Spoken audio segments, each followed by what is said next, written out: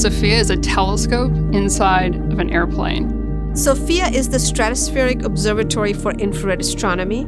It's a 17-ton telescope in the back of a 747. Heavily modified, some fantastic engineering. The reason we want to fly in a 747 at high altitude is to get the data that we can't get on the ground at all. SOFIA is a joint NASA DLR mission. DLR is our German partners, the German Space Agency, and their contribution is the telescope. The goal is to learn more about the universe by looking back as far as we can to find our origins, to find how stars are formed. To understand our cosmic origins, NASA astrophysics has 3 fundamental questions.